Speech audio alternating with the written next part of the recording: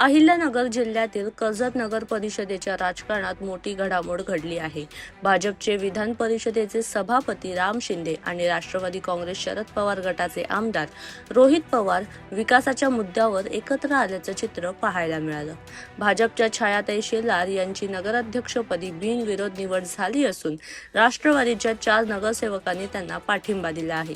त्यामुळे कर्जत नगर परिषदेत भाजप आणि राष्ट्रवादी काँग्रेस शरद पवार गटाची सत्ता स्थापन झाली आहे।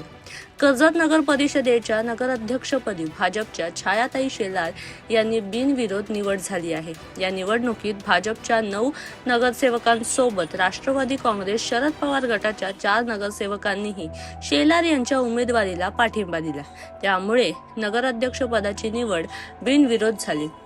आज प्रथम या ठिकाणी कर्जत नगर पंचायतच्या नवनिर्वाचित नगराध्यक्षा सौ छायाताई सुनील दादा शेलार यांना या ठिकाणी मनापासून शुभेच्छा देतो।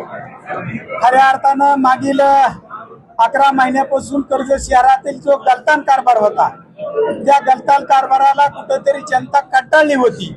म्हणून खऱ्या अर्थाने अनेकांच्या मनामध्ये प्रश्न पडला होता की भारतीय जनता पार्टी आणि राष्ट्रवादी काँग्रेस शरद पवार गट हे या ठिकाणी कोणत्या माध्यमातून एक आलेत।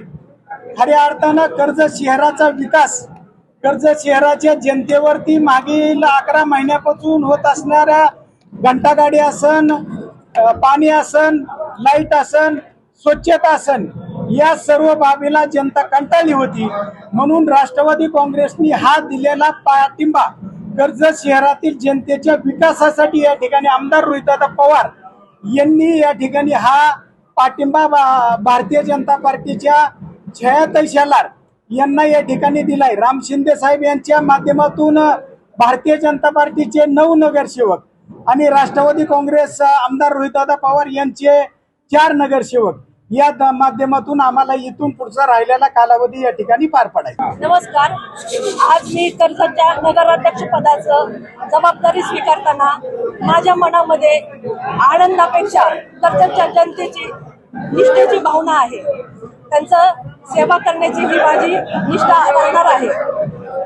आज संत बोधन महाराजांच्या कृपा आशीर्वादाने आणि आपले विधानसभेचे सभापती आदरणीय आमचे खंबीर नेतृत्व आणि पाठबळ देणारे आदरणीय विधानसभेचे सभापती रामजी शिंदे साहेब यांच्या नेतृत्वाखाली आम्ही सर्व नगरसेवक नगरसेविका त्याचप्रमाणे राष्ट्रवादी पक्षाचे नगरसेवक नगरसेविका यांच्या पाठबळामुळे मी आज बिनविरोध नगराध्यक्षाची भूमिका पार पाडली आहे, निवड झाली आहे।